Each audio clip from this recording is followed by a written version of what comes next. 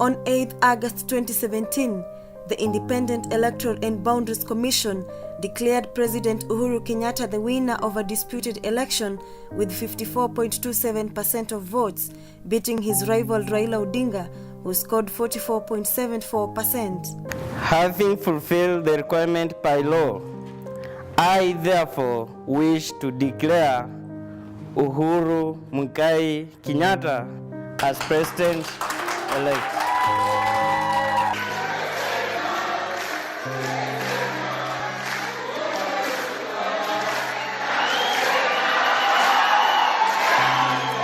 I think this is an entire charade. The entire process is flouted because you do not just hold an election for the sake of it. Election is a process. It involves participation, and it is the exercise of political rights by the people. People who have the power, and we hold that these results that have been announced are not the correct results. This as political temperatures in the country soared as political figureheads pushed and shoved. After the announcement of the results by the IEBC chairman, a section of Kenyans could not bottle up the fact that their leaders, Raila Odinga and Kalonzo Musyoka, had lost the elections. NASA Coalition disputed the outcome of the election, citing, and I quote, a flawed process and an interfered transmission of results. Protesters took to the streets, burning tires and closing roads. This was first witnessed in NASA Coalition's stronghold in Kisumu. It was earlier reported that police had been deployed to Kisumu even before the elections as a precautionary measure, which many would argue that some people were being targeted. In less than a week after the announcement of the contested presidential election, 9-year-old girl Stephanie Mora was killed by a said stray bullet by a police officer while playing with her friends on their third-floor balcony in Mathare Estate during a protest at that time. Mimi ni mama Stephanie. Kwa kawaida nilikuwa nafua nje, alafu mtoto mwingine akakuja, akaanza kuniita, Mama Stephanie, Mama Stephanie. Stephanie amepigwa na risasi. Kufika huko nikapata mtoto ameanguka chini na amekufa. Sasa hapo nikaanza kulia, nikashindwa nitafanya nini. Nikaanza kupiga nduru, nikaanza kuita majirani, kujeni mnisaidie. Stephanie and her friends just wanted to satisfy their curiosity, which turned out to be a bad idea. Pata mama ameshafika huko hivyo. Kwa kweli nikapata mtoto wangu Mora amepigwa risasi kutoka hapa mpaka huku nyuma, imetokea huku nyuma. Na kwa ile mimi najua mtu vile hukufa. Nikaangalia mtoto wangu Mora, ni kweli alikuwa ameshakufa. Ni kitu ya kuuma sana.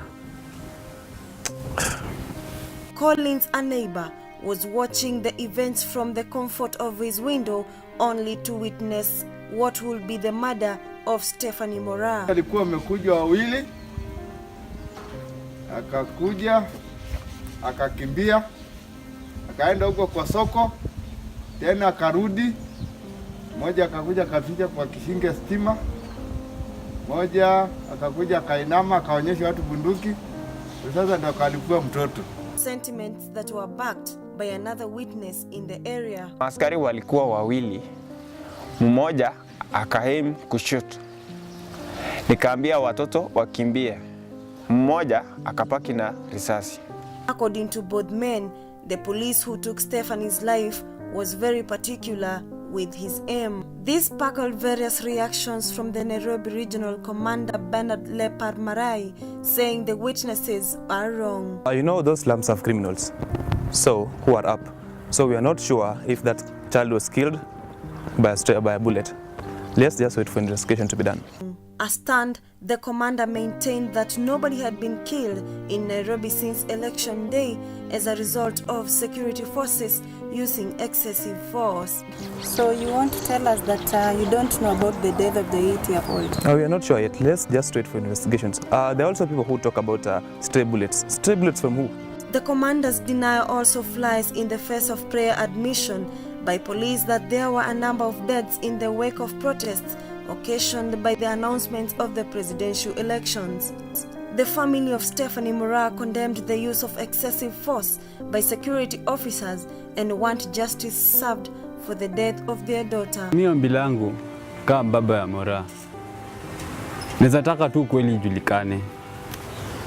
Hii mambo election, wacha ulimwengu mzima ijua vile ilienda ndo let justice be served. And in a separate incident, 6-month-old baby Samantha Pendo was allegedly clobbered by police in Kisumu County as the security officers combed through the residents' houses in search of protesters. Alikuja akagonga mlango hapa. Alafu akarusha tear gas. After that tumetoka tu hapa nje, hapa tu wamepiga mimi, bibi yangu, mtoto. Sasa mimi alafu ananiambia sijui niseme nini. Waliumiza bibi hapa kwa mguu hapa. Alafu ananiambia nifanyie mtoto first aid. Hiyo si fair, na si kwako huko kurusha mawe, si kwako. That's not very fair. A move most people consider recklessness by the police. Ni mtoto wa pili. Bibi ameumizwa na sijui mimi nitafanya nini. I don't know where to begin. Ni matanga nitapeleka bibi hospitali. Hata mtoto aliwafanyia nini? Hawezi enda kurusha mawe. Inaumiza sana. Tafadhalini. Even before all this could sink in on matters police brutality, the Supreme Court of Kenya, led by Chief Justice David Maraga, annulled the August 8th elections, terming it null and void. That taking the totality of the entire exercise, we were satisfied that the election was not conducted in accordance with the dictates of the Constitution.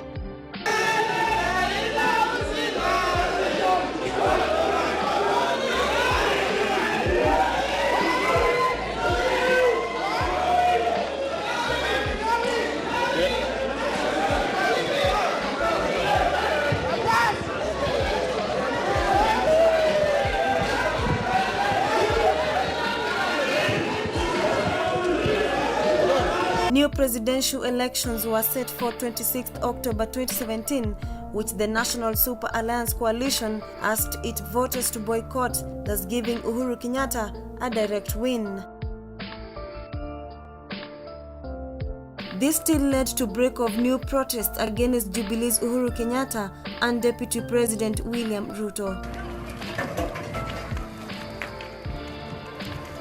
Then came the swearing in of the President Uhuru Kenyatta and his deputy William Samoei Ruto on the 28th November 2017 at Kasarani Stadium. The event was all glam and color, with other presidential dignitaries attending the function. On the other hand, NASA team had planned a swearing in rally at Jacaranda grounds in Nairobi.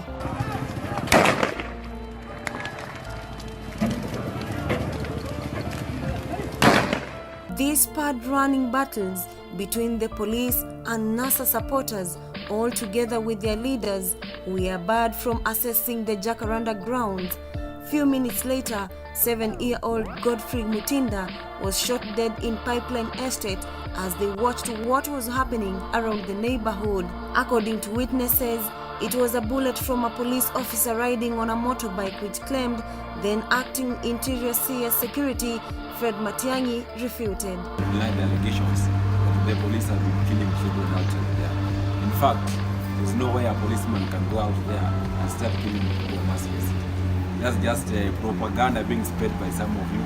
And we as the organization and members of this group, we are standing here to tell you that you are safe and no child has been killed.